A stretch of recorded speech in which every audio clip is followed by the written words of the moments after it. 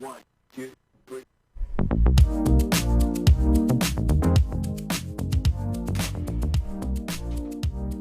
All right, everyone, welcome to the RNCN Open House, put on by On Fire Books. I am your hidden host right now because I'm back behind a pane of glass so no one can see me.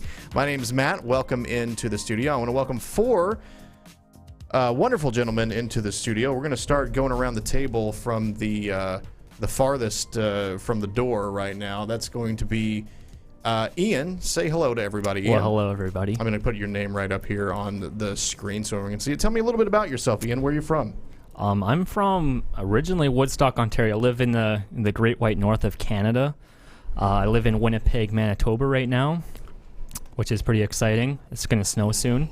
It's awesome. What brings you down to Dallas? I'm in Dallas here to do some networking. On Fire Books, great team, people I've worked with writing my own book. They got a nice event out here where I'm going to meet world changers, people that are in business, people that are going fast, taking things to the next level. Really great opportunity to meet some intense people.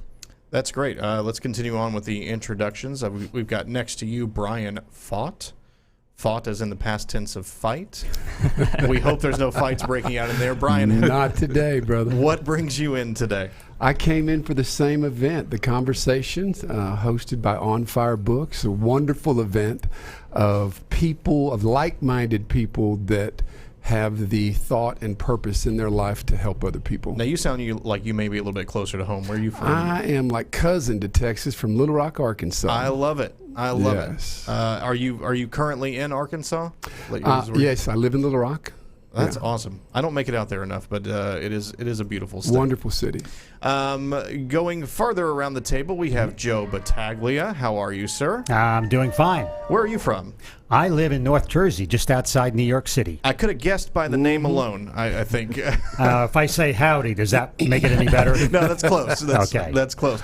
Well, welcome to Dallas. I assume I know you're all here for the same event, so I'm happy to have you here. And then finally, at the end of the table, Dr. Jerry Roberson. How are you, sir? Roberson? Roberson. I said that right the first time. I said it wrong the time when it mattered. How are you, sir? Welcome in. I am well. Thank you for having me. I am originally from Louisiana, and I've been here in Dallas for the last 20 years or so. How are you liking Dallas? I love it, except in the middle of the summer. I don't think Louisiana is probably any better than It's really not. Well, let's start with you, Dr. Roberson. You are, again, this is all part of the On Fire Books event, so everyone here is either an author or an aspiring author. Where would you place yourself in those categories? Well, I'm excited to say that I'm an author now. So tell me a little bit about your book. Yeah. Well, my book is the title of the book is Transformation, Speaking Spirit to Spirit. And it is in essence a book about overcoming pain and moving into your destiny. So the main premise of the book is to take your pain, all of your pain from the past, and put it into the present moment that is very powerful, and then using that space to change the trajectory of your future into a prosperous one. Would you say you have a personal history that informed that, or where did you come up with that idea? The book came about at one of my lowest times in life. The first chapter is called The 7 Days from Hell. And in that chapter, I really explain how I got to that moment and how that moment became a point of transformation. And then the rest of the book talks about the formula and the practices that moved me from being in that very low space into a space of sheer light and energy. That sounds amazing. I can't. So how long has the book been out? The book is actually going to be released officially in January. I'll have hard copies in hand at the early part of November, but you can download it now if you want the digital form. I would encourage you to buy all forms of the book. Buy often. That's right. Well, Ian, let's go to you. You are in the process right now. Is that correct? So I ended up writing a book. I wrote mine in 7 days. I was just getting a lot of stuff off my chest. I kind of vomited words onto a page. And I finished the whole book, went through the editing, got to the publisher, and figured it was more of a story that I wanted to share with people I know internally. Just show my story, kind of get some stuff off my chest. And then I'm in the process of rewriting it to get a better story across, something I want to share with the world, more or less. So I'm working on the book right now. Can you give me the one sentence headline of what the story you're trying to convey is? Well, it has to do with a lot with what I believe. So I believe that there's potential in everybody. There's an opportunity, a ball of opportunity that everybody has, a potential that they can reach, something that they're reaching towards. Really, if they're putting everything they have into it, what they can accomplish in this world, the legacy that they can leave. And my whole mission is about helping people find that. And I find a lot of people in my generation, I'm a lot younger, I'm only 22, a lot of people in my generation are lost. They're stuck with the mindset of you have to go to school, you have to follow the exact same ways our parents did, our grandparents, and we're in an ever-evolving industries, just time, everything's changing so fast that there's just a ball of opportunity that everybody can achieve, but everybody's lost in trying to find it. So my whole book, the one I'm writing right now, is called The Master, the Apprentice, and the Fool. So it goes along with the hero's journey and, reaching your potential and taking the steps required to really, really go for it. That's great. So, Joe, what would you consider yourself, the master, the apprentice, or the fool? Which of those would you? Oh, you're really asking me? Choose wisely, brother. Choose wisely. I think I have a selective hearing problem here.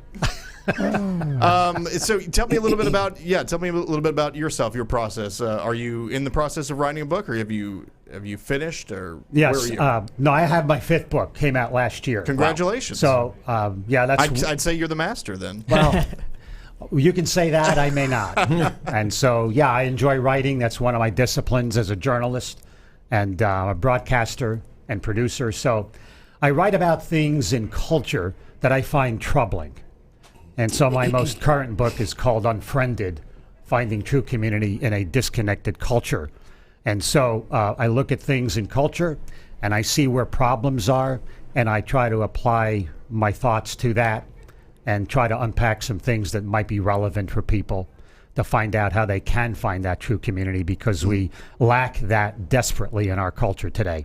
I assume that, judging from the title and what you said alone, probably has a lot to do with the way that we use social media today. And in a world where it seems like people are comfortable sharing so much of themselves, we don't have any real connection with each other. Is that kind of the idea? Well, yeah, I do touch on social media, of course, because we no longer understand what relationships are and community is. And community is so important because it started in the heavenlies, translated into earth, and it is the way in which we understand each other best. So unless I work alongside you, sweat alongside you, sense the palpability of your dream, see eternity in your soul as I see it in mine, I really can't communicate with you in the way that we should. And so we hide behind the emotional anonymity of the internet and deny ourselves the privilege of being with people unlike us. And so only when we are with people unlike us, who don't think like us, who don't look like us, do we grow as individuals. And I'm trying to help people understand that that's the kind of community that really makes a difference. And so we have shrunk as a culture the more we stay isolated from each other. And so I try to help put some principles together to help people understand how to fight back. Well, that sounds fascinating and probably much needed, I think, probably in this day and age. And Brian, how about yourself? What led you down the path of authorship? I have a program called The Power of Right that is 10 very commonly accepted life principles that help you, and that's the title of my book, The Power of Right. 10 commonly accepted life principles that help you put right to work in your life. So we all get our power and energy from somewhere. So you might as well get it from the right source. And our brains are actually hardwired to be rewarded for doing the right thing. So when you do something good for someone else or yourself, but it translates into other people as well, then your pleasure center releases endorphins and you feel good. And we as humans, when we find something that makes us feel good, we tend to want to replicate that. And then right is contagious. So when I do right by my fellow authors, Ian and Jerry and Joe and anyone else, they feel obligated, the law of reciprocity and the law of attraction, they feel obligated to do right by me as well. So the contagiousness of it makes it spread, and then you start seeing the benefits of doing the right thing.